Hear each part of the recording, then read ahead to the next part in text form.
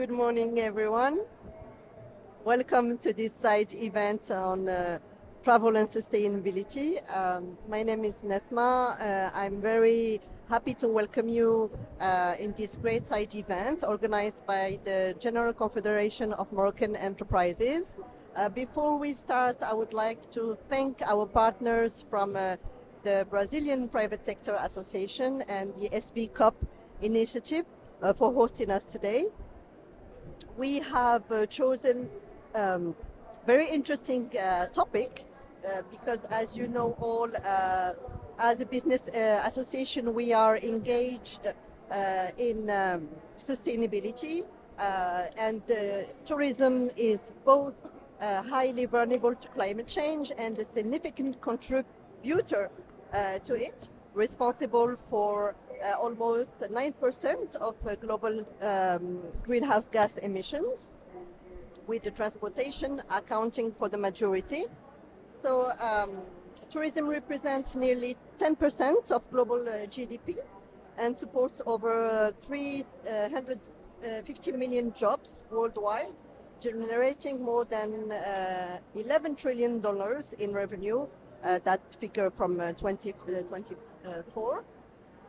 Tourism also places an immense pressure on natural resources, consuming up to 440 liters of water per tourist per day, impacting biodiversity and generating waste.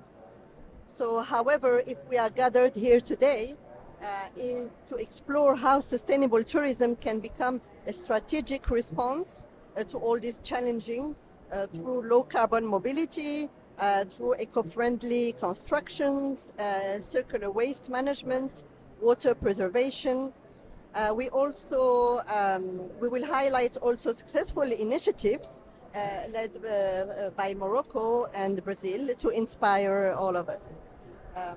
So before we start, I would like to give the floor to Mr. Youssef Chakor, who is the Vice President of the Sustainable Development Commission at the General Confederation of Moroccan Enterprises, who will give some welcoming remarks. Youssef, the floor is yours. Thank you.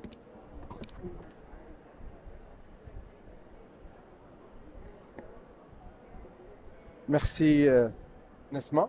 C'est bon, vous m'entendez? Super. Donc, ladies and gentlemen, it's a great honor to have you on this panel. And as Vice President of CGM Sustainable Development Committee, a subject like travel and sustainability could not be missed given the importance of tourism and travel in our economy and our employment.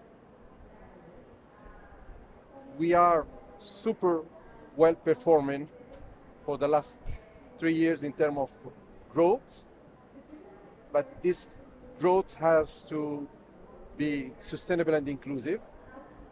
And with today's panelists, we want to make sure that this growth take care of water preservation, circular waste management, low carbon mobility, sustainable construction, ESG standards and certification.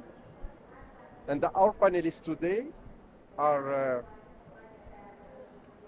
different players from private sector and public sector, representing Royal Air Maroc, the airline company, representing the Moroccan Tourism Promotion Agency, representing Mohammed VI Foundation that is handling a lot of initiatives toward green tourism, and greener fuel project promoter like HIF.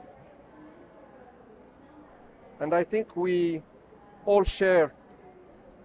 want to share our ambition. We want to share that we want to make this tourism greener. And we want to show that the cornerstone of our initiatives is a determination to build a competitive, resilient, sustainable and inclusive tourism in Morocco. I want to thank also CNI for hosting us in this space. And we want, at the end of this discussion or this panel, that all Brazilian companies understand that there is a space, that there is a space for them in this value chain in Morocco. And we want them to be a contributor, and Morocco will offer them the stability, the opportunity, and the gateway to Africa. So I'm giving you back the floor, Nesma, and hope the discussion will be fruitful. Thank you.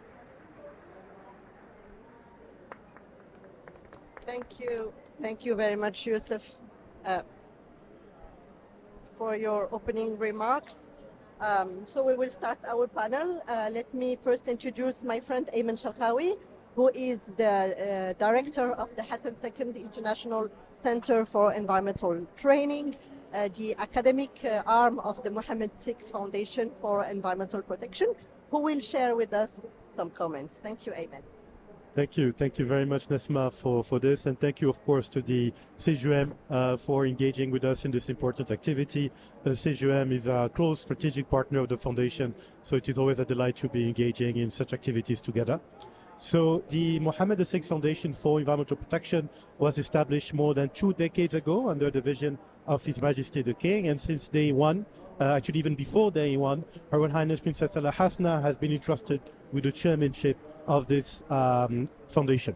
The center itself, that I have the pleasure of being the director of, has been established in 2019 and is, as you mentioned, the academic arm of the foundation. So to kick us off, I would like to invite us to do a bit of a visioning exercise. So let us open our mind and let us imagine we are sitting, just like we are, in a space where you can see in the horizon beautiful palm trees. If you want, within an hour, you can go and ski. If you want, within an hour, you can go and enjoy a beautiful beach. If you want, if you're lucky, as you walk the streets of this particular space, you may run into Vinicius Jr. This could potentially be a city here in Brazil, but no, it is Marrakesh I'm talking about. And Marrakesh is indeed a beautiful, particularly inspiring space in Morocco, where you have different spaces that have benefited from UNESCO recognition, and also Marrakesh is very well known for its palm grove. The Marrakesh Palm Grove is a very unique space, and back in about 15 years ago, more than that, His Majesty the King gave his instructions so that the foundation and the head of the foundation, Her Royal Highness Princess Al Hasna, was entrusted with the safeguard and development of the Marrakesh Palm Grove. What does that mean?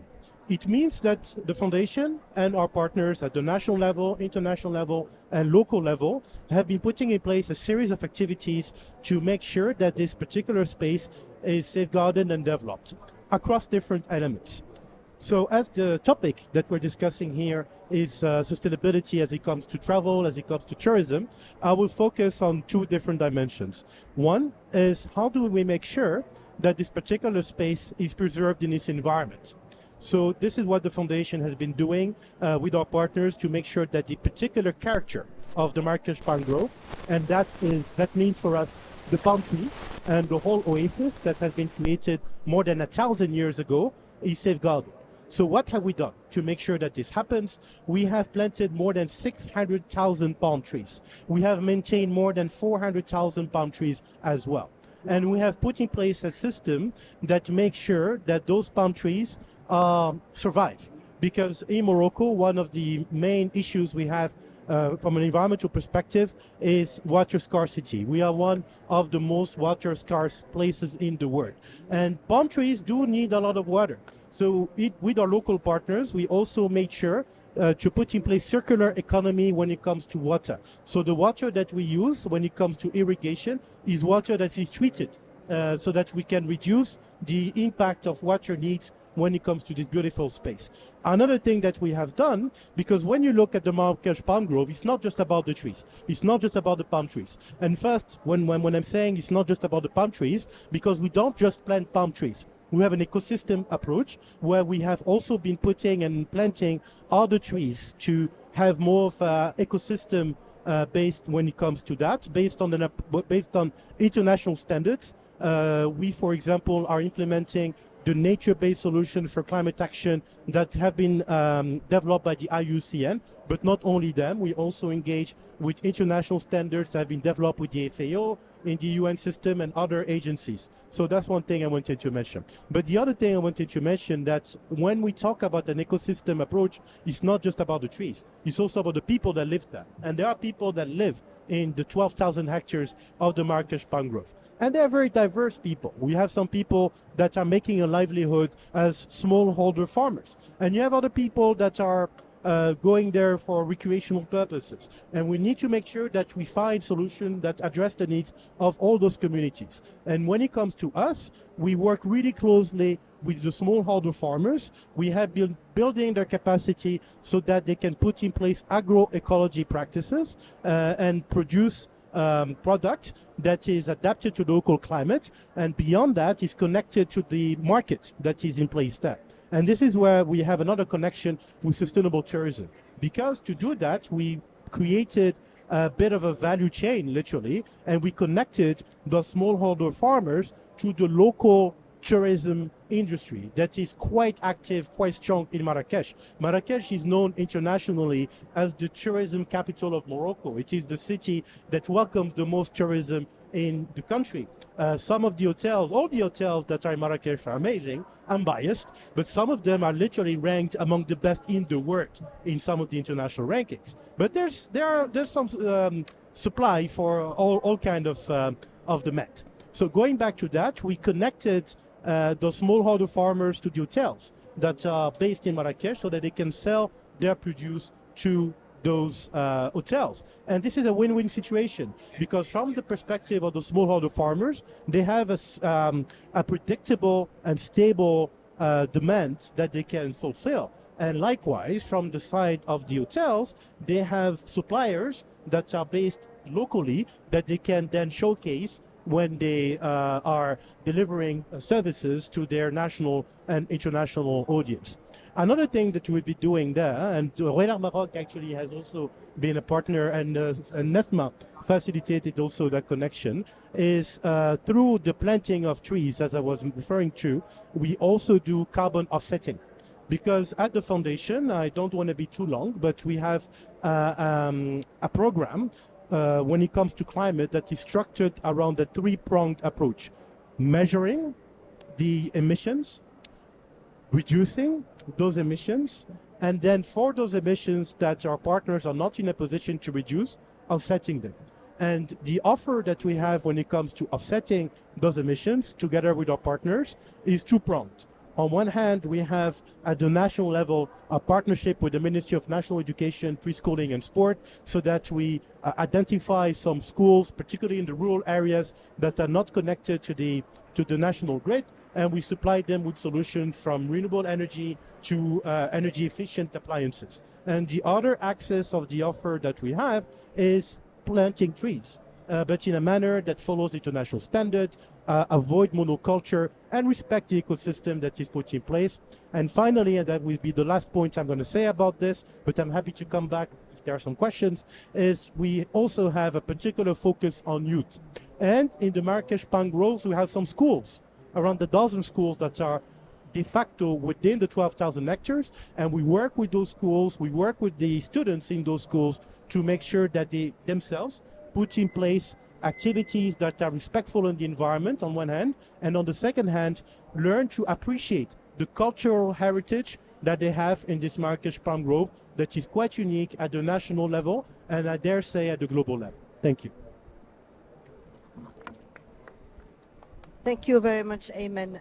That's very inspiring, and I love the ecosystem approach led by the foundation to deal with this beautiful space, which is the Marrakesh palm grove. Thank you very much. Okay, I would like now to turn to Emin Joudani, who is the country manager for the Moroccan National Tourism Office here in Brazil. Morocco has positioned itself as a leader in sustainable tourism. From your perspective, what concrete steps can destinations take to balance economic growth with ecological responsibility in the tourism sector? And Amin will be speaking in Portuguese. So can you please switch to channel 11 to have the translation? Thank you very much. Ok. Bom dia a todos. Primeiramente, gostaria de agradecer pelo convite. É uma honra minha estar presente aqui com vocês. Para contextualizar a minha intervenção, gostaria de informar que... Amin. Não estão ouvindo?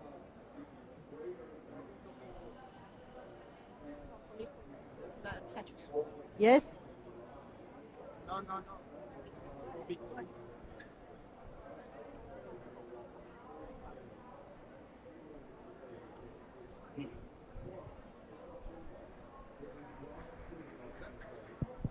Taxa. Bom dia a todos. Estou super honrado de estar presente aqui. Gostaria de agradecer pelo convite à CNI, à CGM, que estão fazendo um trabalho extraordinário para deixar os negócios mais perto entre o Brasil e Marrocos. Para contextualizar a minha intervenção, gostaria de informar que vai ter 4 eixos importantes. O primeiro é o fluxo de turistas e conectividades. Marrocos continua a atrair a procura internacional em crescimento. Observamos, em particular, um avanço significativo do mercado brasileiro de forma mais ampla que do mercado latino. Em 2024, o país recebeu cerca de 160 mil turistas latino-americanos, de quais aproximadamente 45 eram brasileiros, que visitam Marrocos durante o ano passado. Para 2025, a gente prevê um aumento de cerca de 40% no fluxo de turistas provento do Brasil, o que representa uma estimativa de aproximadamente 65 mil turistas brasileiros. Essa atratividade e aumento do fluxo se explica principalmente pela retomada dos voos diretos entre Marrocos e o Brasil, com 3 ligações semanais entre São Paulo e Casablanca, inicialmente em 2024.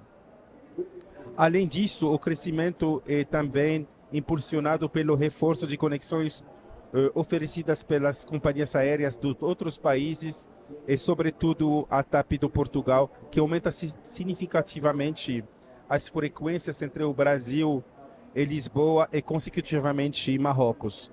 Esse público, em geral, na verdade, procura experiências culturais marcantes, uma gastronomia autêntica, viagens imersivas e história milenar do Marrocos. E especialmente, um dos produtos mais procurados pelo brasileiro são vivências no Saara marroquino.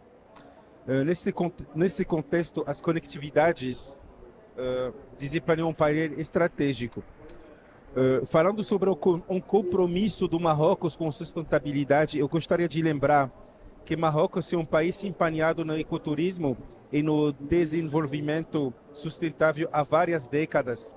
Esse compromisso é especificamente reforçado com a realização da COP30, que aconteceu em Marrakech em 2016.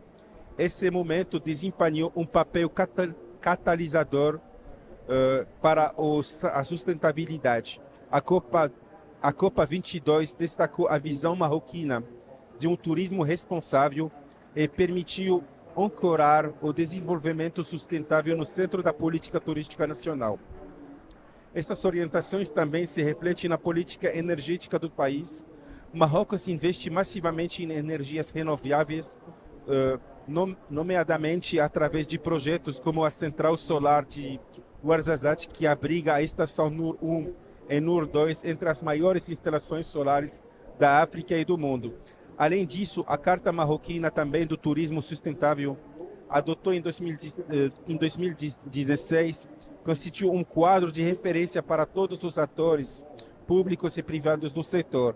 Ela assenta em 4 princípios fundamentais: a proteção do meio ambiente, a preservação do patrimônio, o desenvolvimento local e a responsabilidade social. Vocês devem saber que Marrocos também está organizando grandes eventos de níveis continentais e níveis internacionais. Entre 2025 e 2030, Marrocos vai acolher os grandes eventos, que é a Copa da África, que vai começar o próximo mês, em dezembro, e também a Copa do Mundo 2030, organizada conjuntamente com a Espanha e o Portugal. Estes eventos representam uma oportunidade excepcional para reforçar a atratividade do Marrocos, mas também constitui um desafio importante em termos de infraestrutura, de gestão de fluxo e de sustentabilidade. Para responder nesses desafios, Marrocos investiu em infraestruturas modernas e resilientes. Isso inclui extensão de linhas ferroviárias de alta velocidade, um reforço das ligações aéreas, a implementação de um sistema de mobilidade integrada entre as cidades infantil. O país também está desenvolvendo o que a gente chama de autoestradas de água. É uma rede estratégica que permite transporte de água para cidades turísticas e zonas sensíveis, contribuindo para reduzir a pressão hidráulica no contexto de mudança climática. No domínio da mobilidade também, Marrocos está empenhado numa transição energética ambiciosa que inclui o desenvolvimento do transporte elétrico nas frotas urbanas e turísticas e criação também de infraestruturas de carregamento elétrico em várias regiões do país. Além disso, o país reforça a gestão sustentável de resíduos, promovendo sistemas de triagem, reciclagem e redução de volume de lixo nas áreas urbanas e turísticas, especialmente também nas cidades anfitriadas dos grandes eventos. Os projetos de construção também adotam progressivamente materiais de baixo impacto carbônico, tanto nas infraestruturas esportivas como nos estabelecimentos turísticos. A gestão sustentável dos recursos traduz igualmente pela utilização de água residuais tratada para regar de espaços verdes e campos de golfe, especialmente nas cidades que sofrem do estresse hidráulico como Marrakech e Agadir.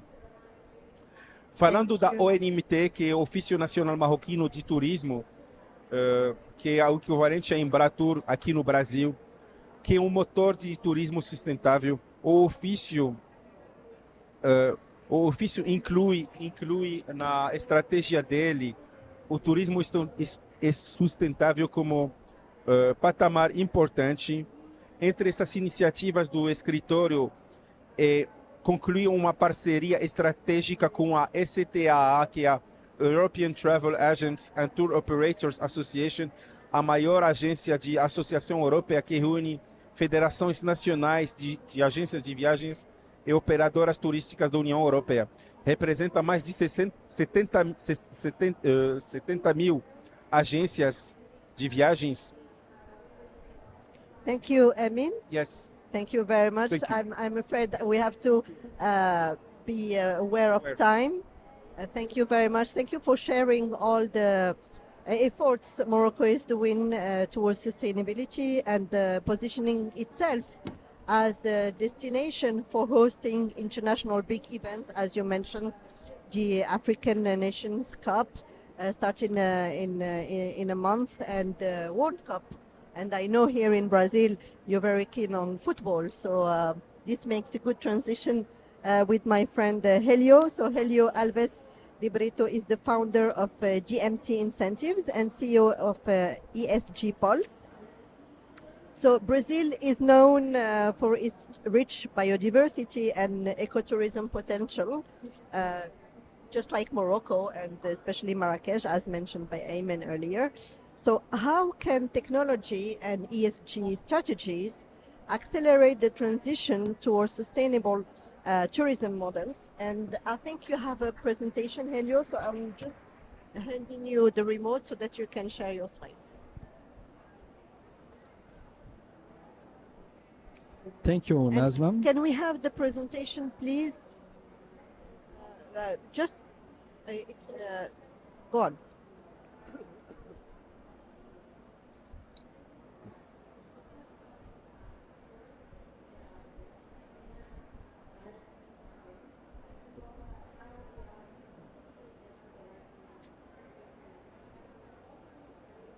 We just go without Okay. it. Yeah, I think it's gonna be better. Okay, so thank you for the transition. What's here on the table? It's about tourism and sustainability and the bridge between the countries. So as you mentioned, Brazil is also a country that has, yeah, now we're on.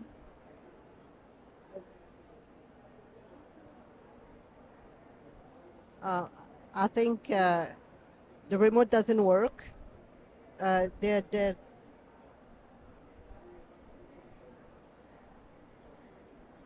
Thank you. Oh, there you go. Okay, maybe just go on. Okay. Okay. So ESG in tourism is about clear criterias and metrics. We need data to prove that we are doing something towards sustainability. So what we've been implementing here in Brazil comes through the demand of the corporate industry who organizes events, conventions, and it's a big part of the tourism market.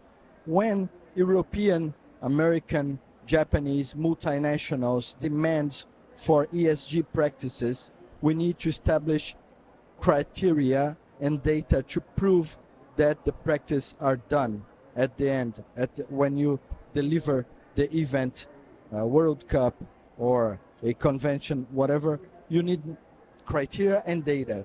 So what we did here in Brazil is to put together an ecosystem for the tourism industry that bring worldwide criteria into a checklist for the agencies, the event organizers, and the municipalities as well, so they all know what to do, what this criteria tells these professionals. What is the start? What is the kicking point? When we talk about sustainability in the tourism industry, most of the professionals, they don't know where to begin with. What is the first step? What do we need to focus on, and what's next? What's the roadmap? So there is a gap, a technical gap between what we want to do and how we do it with matrix, criteria, and data. So what we came is to fill in the gap. The technical step by step is clear now. So all the professionals in the industry, they have a path to work on. If it is a hotel, if it is a venue, a restaurant, an agency, if it is a municipality, what is the step-by-step towards sustainability? So I think that's where the contribution happens, and we can bridge what we developed here in Brazil by the demand of the corporate industry. When we look back to World Cup here in Brazil, the Olympic Games here, and the challenges you have in Morocco for the following years until 2030 when you hold the World Cup. So when you put this into perspective, and with an easy tool that brings together all this ecosystem, we have a clear path on how sustainability lands on the field of operations. What the professional need to do is clear now. So that's our job at ESG Post, and that's how we develop here in Brazil more than 500 companies in our ecosystem. We are a startup that was launched 2 years ago. So in this path, we've been working hard with all the multinational clients. The Embratur, which is our local tourism agency, and also the Union of the Convention and Visitors Bureau, Unidestinos, that's also bridging all the countries, all the cities in Brazil towards the implementation of our system of sustainable destinations, so we can get in the map. The truth is there is a huge global index of sustainable destinations that neither Africa or the South America belongs to. Europe, Asia, and North America are in this global index, and we are left off. So what's the what we lose with this? We lose the big players who is addressing from the last couple of years after the pandemics, they're addressing the events and their investments toward sustainable destinations, certified destinations, certified hotels and tourism players. So we need urge to put this on the map, to put Africa and South America on the global map so we can also bring these investments to our countries. Thank you. Thank you very much, Helio. Indeed, data is crucial to measure the trajectory of sustainability. And if we don't want to be left aside, we have to start collecting data and improving our sustainability goals. Thank you very much. I would like to turn now to Tmen. Tmen Baba is the Managing Director of Royal Air Maroc here in Brazil. And we know that Royal Air Maroc is very much engaged in sustainability with the net zero objective in 2050. So as the air travel is a major contributor to tourism's carbon footprint, what innovations or partnerships do you see as most promising for reducing emissions in aviation? Thank you, Senora Nesma. Could we make this presentation maybe? Can you please bring the mic closer because we can't Okay. hear you. Thank you, Nesma. Thank you to the audience. Closer, please, closer. Thank you again for the opportunity to talk about Royal Air Maroc for decarbonization initiative.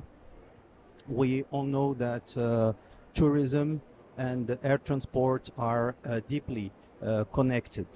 The air transport represents about 5 billion passengers transported yearly to connect families, friends, and relatives, and even business partners.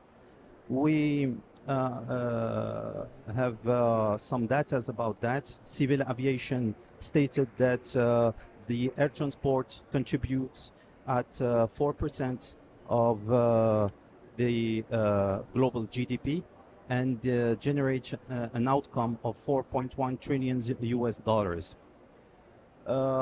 Since our topic today is about tourism, travel, and sustainability, we have to say something, is that with every economic impact comes an environmental impact. In fact, the air transport is responsible of 2.5% of the carbon emission in the world, and may reach by 2050 20% if the air transport industry fails to take action.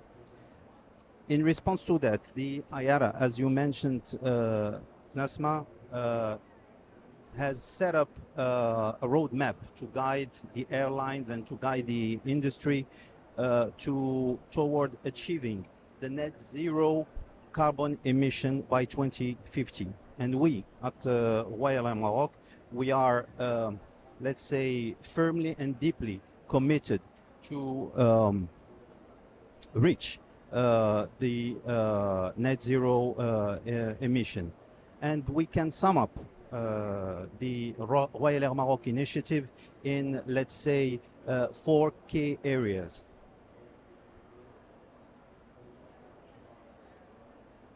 The first one is the fuel efficiency program, and this program is dedicated to our pilots, meaning that we have set this fuel efficiency program to optimize the flight planning, the flight routing, and we are trying as well to improve, you know, our takeoff and landing profiles, altitude, sometimes talking about flying on cruise, just to reduce the fuel burn. And thanks to this fuel efficiency program, Royal Air Maroc has been able to reduce by 10% the fuel burn. The second key area, maybe after the fuel efficiency program,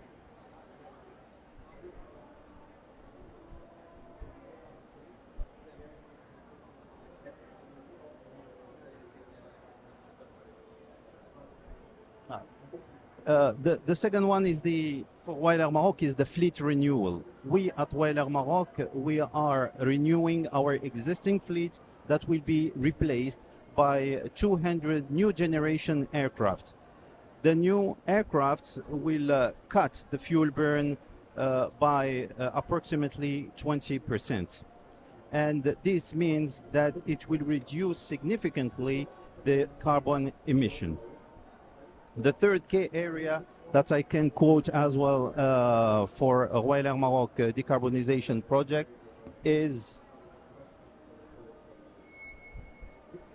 the SAF, which is well known by sustainable aviation fuel, which is a new generation jet fuel. And we consider at Weiler Maroc that this SAF is the focus key to reach very quickly the net zero carbon emission by 2050.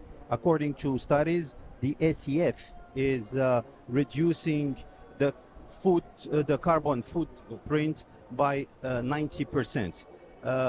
I can say, for instance, that all flights out of Europe, departing out of Europe of Weiler Maroc, are supplied by 2% of this SAF, and our target is to reach by 2030 10%, and by 2030 70% of SAF powered in our aircrafts. I will end up by the fourth K. On va y arriver.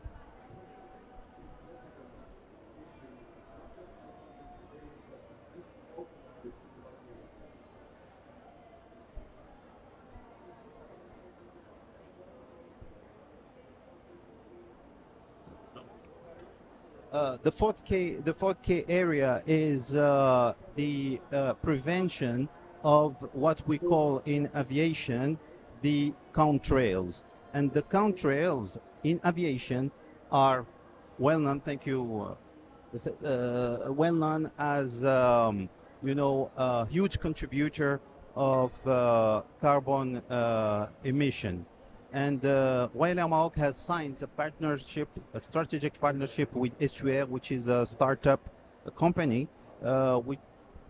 which is specialized in routes optimization, and consequently will help Weiler Maroc to minimize the carbon emission.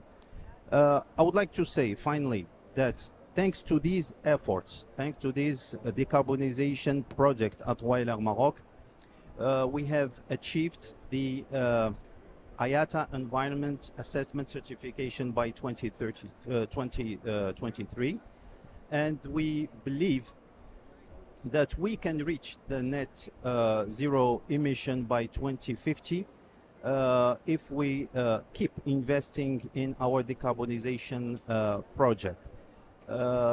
Finally, I would like to say that Weiler Maroc is also proud to represent Africa's ability to achieve the strategic plan of zero decarbonization, zero net emission, thanks to initiative, thanks to responsibility, and that's it.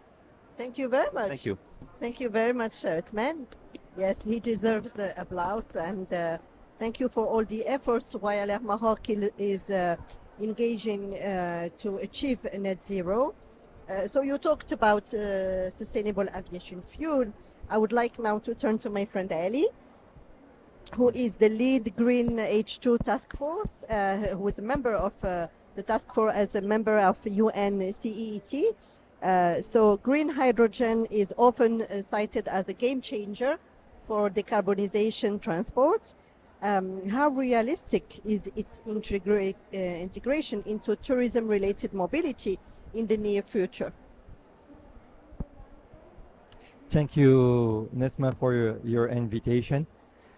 And so maybe Atman made a very good introduction to my speech. So thank you for that.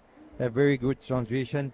But let's go back to the history, and just to show you something.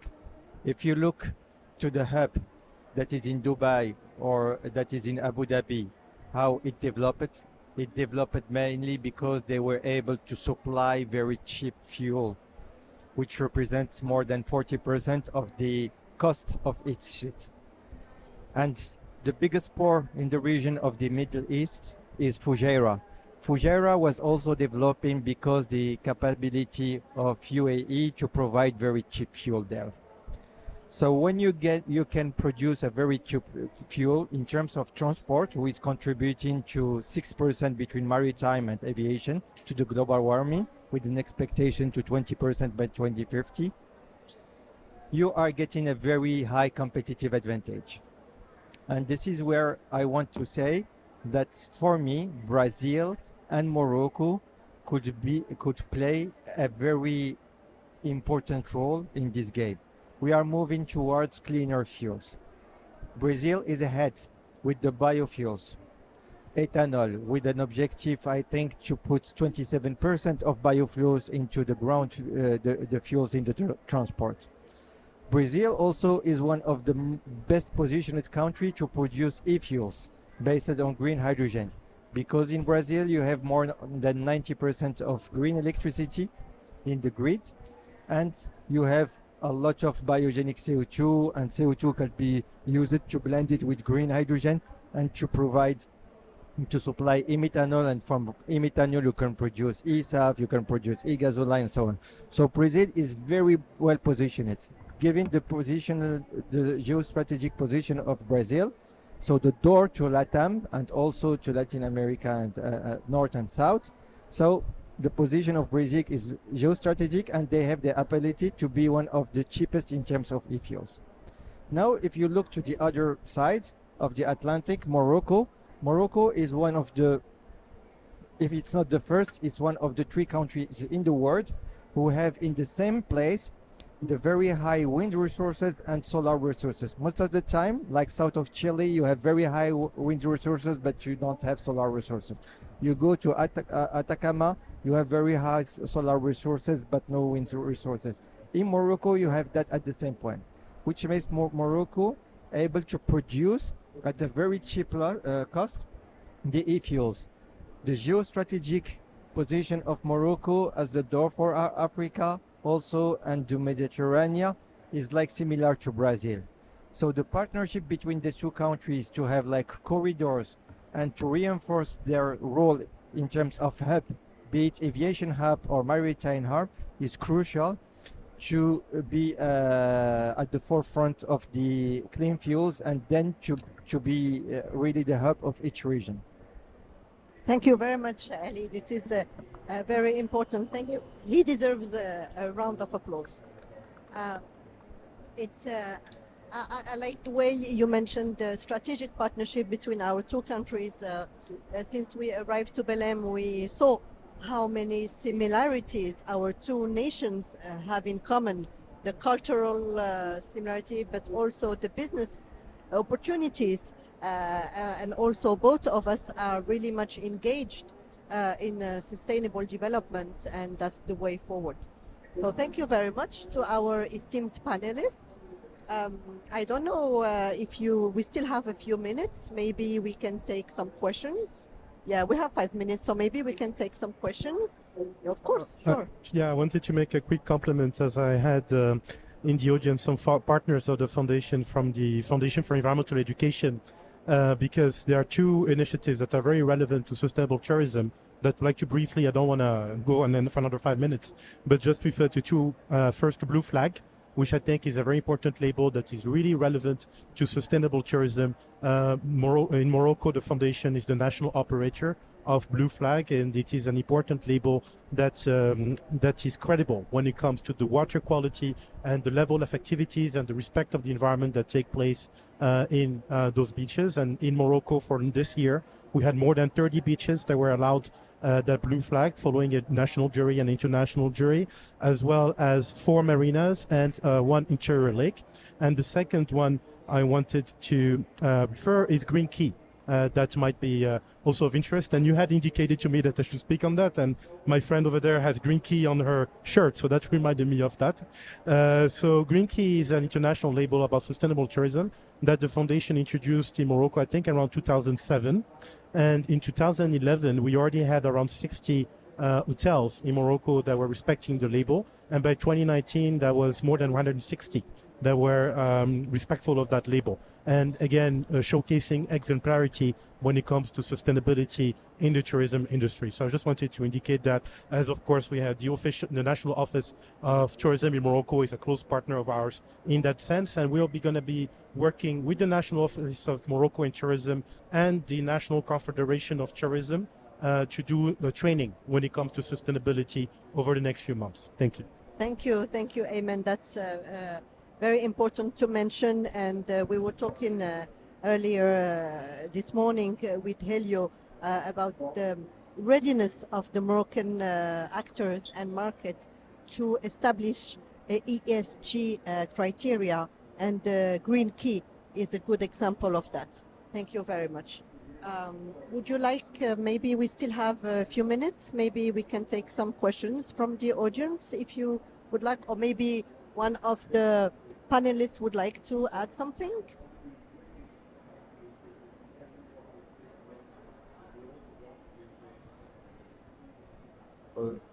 Estão me ouvindo? Então, Yes, and for English, switch to channel 11, please. o que gostaria de reforçar aqui que a sustentabilidade faz parte da DNA do Marrocos, que a gente estamos acostumados a cuidar e a implementar processos que protegem o environmento. Ouvindo? Não? Perfeito?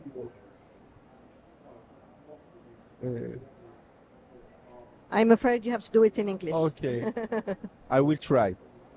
I Very just good. would like to say that in Morocco we are used to put sustainability and environmental protection in the main. It's the main of in our strategy, and we are used to. I mean, since the COP 22 that happens in 2016, and that was a real launch for all the programs of sustainability we have in Morocco. Yes, thank you. Thank you very much. Helio? As closing words, I've been following World Cups since the 90s as a tour operator, from Brazilian groups going to all the World Cups. And I think Morocco can be in the front of the sustainable world by 2030, when you will be hosting World Cup at Morocco, Portugal, and Spain. And if the sustainable system is implemented by them, you're going to be in a world showcase of sustainability in the tourism industry, with such a huge event that is the World Cup that connects all the nationalities. So it is a key moment for the Moroccan history. This is from me looking from outside, right? I'm from the Brazilian soccer fans world. So I can see that the opportunity that Morocco has right now to start implementing this destination sustainable index there. And we are here to collaborate with you guys on this road towards being the world showcase on sustainable tourism. Thank you. If I may, I just want to correct something that you said, Elio.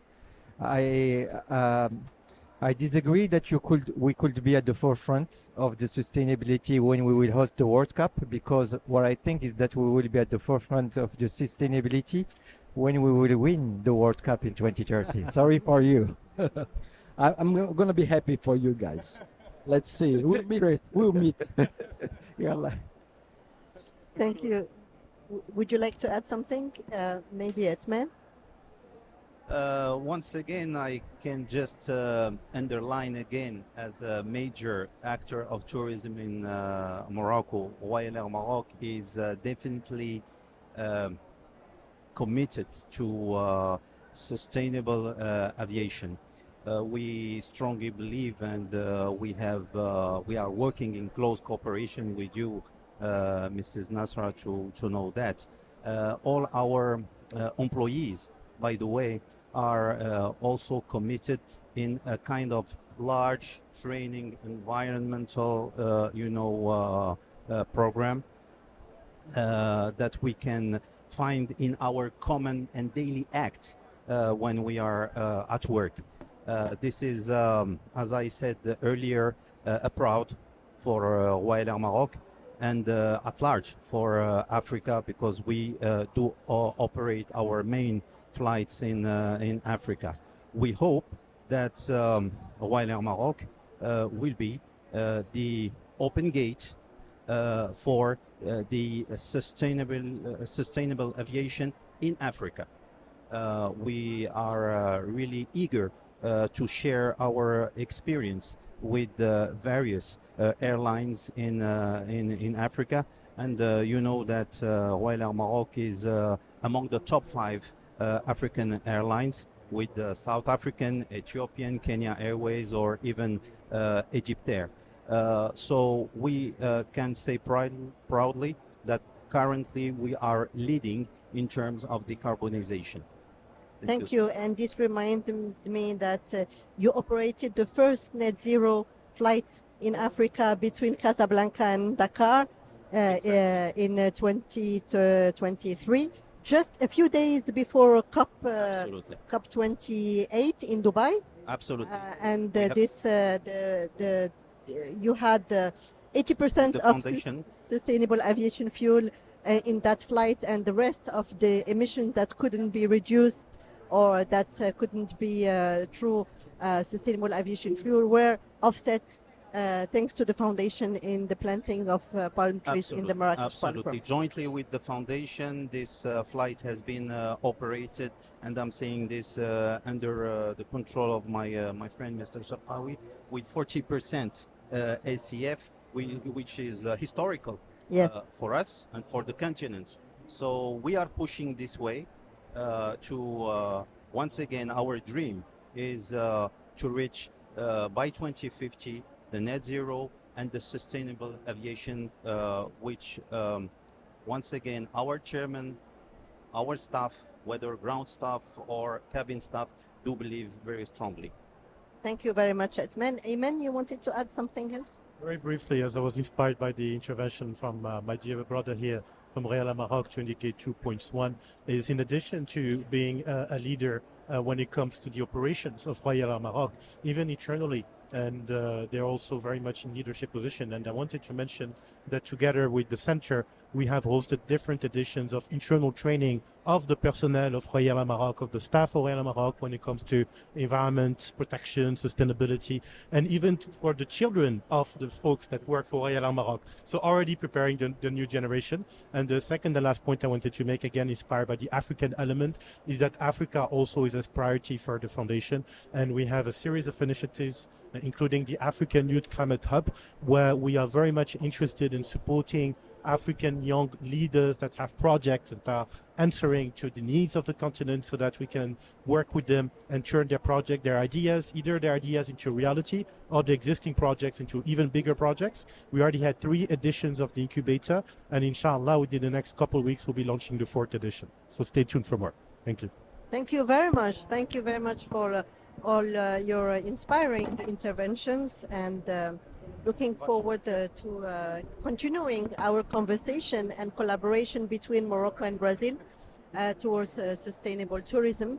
I would like to seize the opportunity to thank our speakers, all of you. Thank you very much for your time and for your inspiring words. To thank also our partners from CNI, the Brazilian Industry Association. Thank you very much for hosting us today in the SB COP Pavilion.